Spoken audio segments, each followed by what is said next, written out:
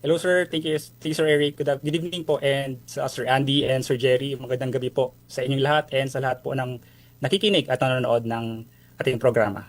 Good evening, si Roland Busito mga kaibigan ng OIC ng Bicol International Airport. Unang-una, ang Bicol International Airport, sa Legazpi ba ito, Roland? Nalipat na tayo sir sa Daraga po, Sa Daraga da- Albay. Sabi ko na nga. So hindi na ang tawag diyan Legazpi Airport kundi Bicol International Airport na, tama? Yes sir, tama po. Galing, galing. Last time na lumani ako dyan, pinagyabang ko sa aking post sa Facebook eh. Kasi nasa background ng Mayon Volcano, sabi ko, kami ang may Mayon. Punta kayo ng Bicol, makita ninyo Mayon. Ganun ang sabi ko sa Facebook, maraming nag-like eh. Kasi tamang-tama po, pag lumalanding ang eroplano dyan sa Bicol International Airport, nakikita po ninyo ang Mayon Volcano mga kaibigan. Kaya ganyan po kaganda dyan sa Bicol International Airport at sa paligid ng Mayon. Roland, balitaan nyo kami, ano ba mga project na ginagawa ngayon sa Bicol International Airport? Thank you sir. Sa ngayon sir, yung mga projects po natin no sa Bicol International Airport, primarily mga infrastructure projects na sinasabi natin ay being undertaken po ng area center or yung regional office namin sa BIA. Pero po pag mga big budgeted project naman po, yun po ay ginahawakan ng DOTR or ng CAAP. So sa case po namin sa regional office po or sa area center na tinatawag natin, ang mga major infrastructure project po natin dyan, usually yung mga projects na nakakatulong sa convenience and nag-ensure po ng comfort ng ating mga pasahero. Meron po tayo dyan ongoing na provision po ng covered shed doon po sa ating main gate and meron din po tayong provision ng covered pathway mula po sa main gate papunta po sa terminal building natin. And lahat po ito sir is target po matapos by March of this year. So hopefully po matapos agad and magamit po lahat ng ating mga pasahero. In terms naman po sa mga ADMS project o yung sa head office po namin, ito po yung mga malalaking projects na hinahawakan po nila para sa airport natin. Meron po tayo ditong provision po ng solar lighting and perimeter fence po dun sa ating access road. Currently po, ang provision po ng solar lighting ay 100% completed na and nagagamit na po siya ng ating mga pasahero. And yun na lamang pong perimeter fence ay may mga requirements po na kino-comply pa sa local government unit. And hopefully po matapos din siya and within this year or second quarter of the year is matapos na po yung security fence natin sa access road ng Bicol International Airport. Aside po doon, yung access road po natin kasi currently ay one lane lang both sides, no? So may proposal po si Central Office, si CAAP, na i-develop po siya, gawin pong two lanes both sides and aside po doon maglalagay din po tayo ng bicycle lane on both sides para po sa ating mga passengers and mga stakeholders po na gumagamit ng Bicol International Airport. So far sir, yun po yung mga major projects po ng BIA na currently po ini-implement ng Air Center or ng Regional Office and the CAAP EDMS sir. Roland, kailan pa nagsimulang tumanggap ng mga international flights ang Bicol International Airport? Opo. Sir, actually sir, yung Bicol International Airport po is only handling domestic flight pa lang po sa ngayon. Okay, So okay. wala pa po tayong international flights but yun naman po yung intent or yun naman po yung objective ng Direction. ating airport. Mm. Yes po, yun po yung direction na hinahangad po natin na magkaroon po tayo ng international flight. But for now po, we usually caters to domestic flights naman po. Galing, galing. Pero yung ang mga project na yan at saka siyempre sigurado may balak na expansion or lengthening ng runway. May ganun ba, Roland? For now sir, yung lengthening expansion po is may project po si DOTR currently. Meron po sa yung site acquisition pero po dun siya sa land site. So more on vehicular parking area and mga office po and ancillary buildings na mga stakeholders po ng airport natin. As regards po extension ng runway, currently wala pa pong proposal because of the obstruction nga po. Meron po kasi tayong obstruction doon sa approach path ng runway natin. Meron tayong tinatawag na NGCP transmission tower. So yun po muna yung currently win-work out ni DOTR in coordination po with the CAAP and NGCP na ma-relocate po yung mga transmission lines natin para magamit po yung full length ng runway ng Bicol International Airport. Pero so far, ang pagkakaalam ko, ang runway na yan ay capable namang tumanggap ng mga malalaking eroplano na international, di ba, Roland? Tama sir. Actually po, yung current runway length po natin is nasa 2.5 kilometers, no? And usually po ang kinikaters po natin or yung na-accommodate po natin yung mga aircraft are jet engine aircraft. For example po, Airbus 320 and Airbus 321 po. And if we're going to look po dun sa mga regional flights po within the Southeast Asia, mostly yun din po kasi yung mga flights na yun din po kasi yung mga aircraft na ginagamit para dun sa mga flights nila. So I think po, in terms of the facility, in terms of the runway length, kakayanin naman po mag-cater ng international flight ng BIA po. Galing, galing, galing.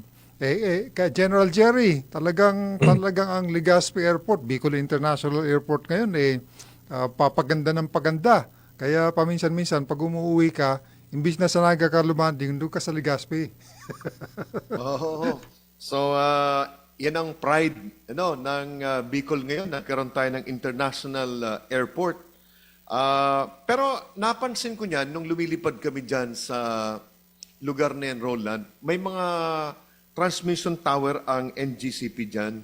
So, nailipat na ba yun? Yung mga transmission tower na yun? Kasi issue ng safety yan sa mga eroplano natin na mag-landing kahit sabihin nating malayo pa rin. Ano ba itong mga location nito? Malapit ba ito sa ating runway, Roland? Yes, sir. Tama po. Tama ka po dun, sir, sa presence po ng ating mga NGCP transmission towers. Actually nga po, even though yung mga aircraft na kaya nating accommodate is similar with the aircraft po na ginagamit sa regional flights, yun nga po, isang possible na consideration, yung safety concern po dulot ng NGCP transmission towers natin. So, as of today po, si CAAP and NGCP and DOTR, meron po silang memorandum of agreement para po sa relocation ng transmission towers. As of now po, natapos na nila yung partial yard survey para doon sa ang mangyayari po kasi is i-underground cabling na lang nila sir si transmission towers. So hindi po siya i-relocate totally na malayo sa airport. So i-underground cabling po siya.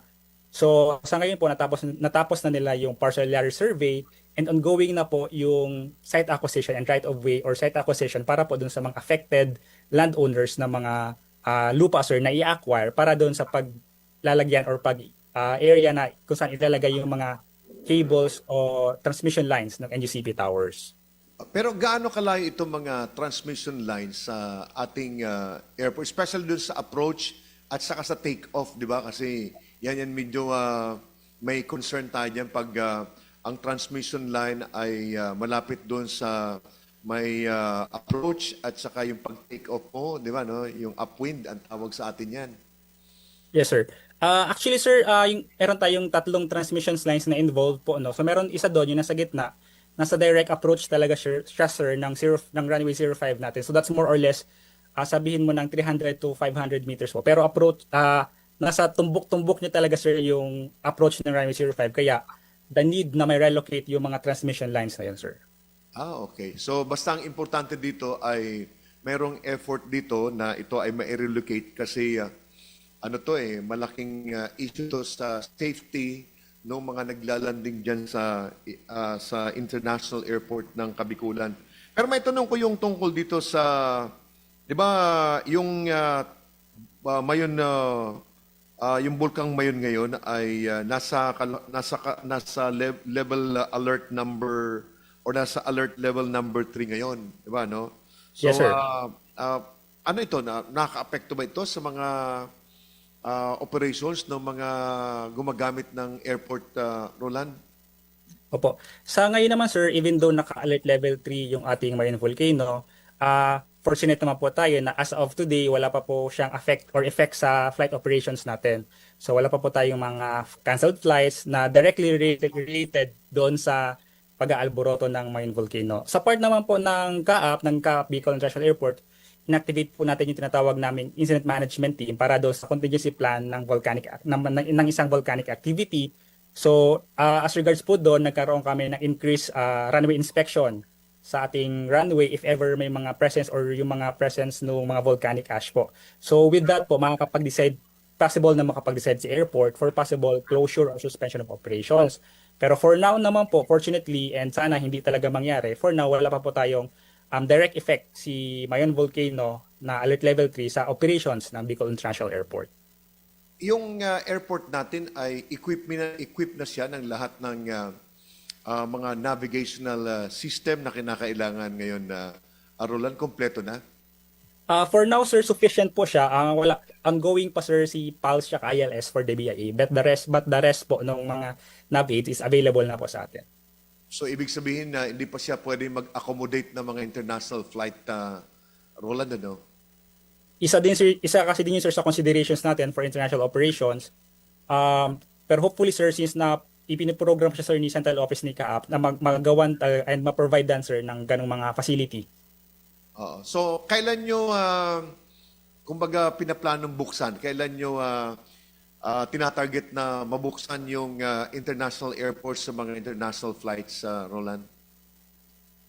Currently, sir, si airport naman, sabi ko nga po kanina, as regards dun lang sa NGCP Transmission Tower, siguro, sir, dapat ma-relocate nga talaga muna siya kasi isa siya sa primary safety concern ng mga aircraft operators natin. So, isa po yun, dapat ma-relocate siya. Hopefully po, within 2 years timeline, ma-relocate si NGCP Transmission Towers. And yung provision nga po, yung mga additional nav aids natin, we have proposals po for the PALS and the ILS. Hopefully within the next 2 years din po, na sana malagyan po si BIA para at least makapag-accommodate tayo and ready to accommodate international flights. Kandi, isa na lang, kasi meron kayong dating airport, yung Legazpi, di ba, no? Ngayon, mahaba ito, nasa mga, kung tama yung pagkakatanda ko, nasa mga 6,000 something or 6,500 feet atang haba niyang anong yan eh, yung Legazpi Airport na yan eh. Nakapag-landing na ako many times na dyan sa Legazpi na yan. Napakaganda. So, anong plano ngayon doon sa airport na yon na Roland? Secured ba yung ano, yung perimeter niyan, yung area? Kasi normally, pag hindi na ginagamit, papasok agad yung mga informal settlers, Roland eh, di ba, no? Yes, sir. Tama po yun. Currently, sir, ang available na lang po sa part ng CAAP, sir, doon is yung mga security personnel po namin. Meron kaming mga security guards deployed to protect and preserve po yung integrity yung perimeter or yung boundary po ng Old Legazpi Airport. But currently, sir, ang alam ko po kasi is merong part po nung old airport is a military reservation, and a portion of that po was already transferred or na-relocate, nabigay na po sa PhilArmy and the Philippine Air Force. So may portion po na ino-occupy na po nila doon sa old Legazpi Airport. Oy, pwede kaming lumipat doon na ang National Aviation Academy of the Philippines. Actually, isa yan sa mga pinag-usapan kahapon na possibility na ang maganda kay General De Rosario, napakabukas ng pag-iisip niya na tulungan yung aviation industry, nakikita niya yung opportunity, na kinakailangan magtulungan ang lahat ng ahensya ng ating pamalaan. And sa akin, personal, kung ito ay, kung magkakaroon ng usapan na ito ang pinaka-ideal na lugar para sa National Aviation Academy of the Philippines, mahabang airport niya. Pangalawa, may security na kasi doon ang Army at saka Air Force. Di ba, no? And at the same time, may mga lugar pa na pwedeng magkaroon ng development. More or less, ilang pang ektarya ang hindi pa ginagamit doon, Roland? Medyo hindi ako familiar, sir, sa actual area. Opo, kasi sa'yo naman, Albay ka naman eh. Yun naman, Legazpi naman yun eh. Nagbabaka sakali lang, Roland. So, yun naman ay kung sakali lang alam. Pero si Roland kasi ay sa Albay International Airport, yung Bicol International Airport. Yung Legazpi naman ay, gaano ba kalayo yung Legazpi doon sa Albay Airport, Bicol International Airport, Roland? More or less 13 kilometers yun, sir. 13. From the old airport to Bicol, yes, sir. Okay. So, Medyo malapit back lang, to you sir. na. Ang isang naalala ko lang noong kay bata-bata pa ka Jerry, kay Eric at saka Roland, pagka may activity ang Mayon, saka naman dumadami ang bisita sa Legazpi and surrounding areas, dumadami ang turista. Napansin mo ba, Roland, kung ganun pa rin ang nangyayari? Do you notice an increase in the number of flights na pumapasok o paano, Roland? Yes, sir. Actually, sir, sa number of flights naman natin, the usual pa rin naman siya. Pero as Okay. regards the passenger capacity, sir, ng mga arrivals natin, medyo nag-increase talaga siya because of the activities ng Mayon Volcano. In fact, sir, si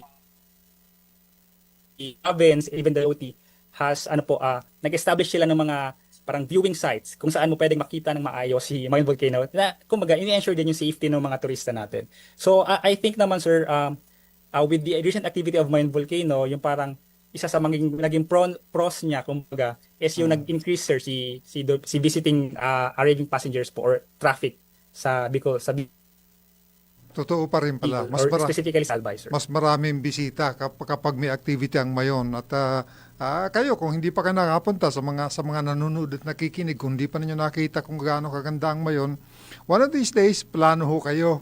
Plano ho kayong bumisita roon by land or by air. I would prefer the by air kasi pagka-approaching kayo ng Legazpi, ng Bicol International Airport, makikita po ninyo kung gaano kaganda ang Mayon. Roland, thank you very much sa pagiging bisita namin. Thank you sir and maraming salamat po. Thank you sirs po. At kay Eric, thank you very much sa pag-facilitate ng interview natin kay Eric. Yes, maraming salamat po at magandang gabi sa inyo. At Thank you very much. pasalamatan ko rin ka, Andy, yung mga kasamahan natin dyan sa CAAP na tumutulong. Of course, kay si Bea Bernardo. At saka yung ating kasamahan dito sa flying school na tumutulong din, si Rowan Austria.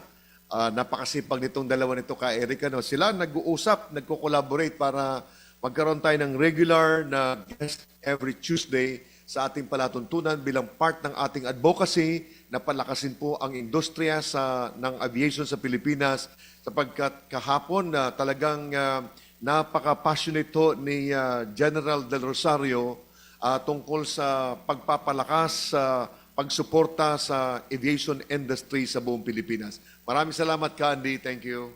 Thank you, Roland. Maraming salamat, Roland Busito mula sa Bicol International Airport, siya po ang OIC. Ganoon din si Ginoong Eric Apolonio, ang tagapagsalita ng Civil Aviation Authority of the Philippines, o CAAP.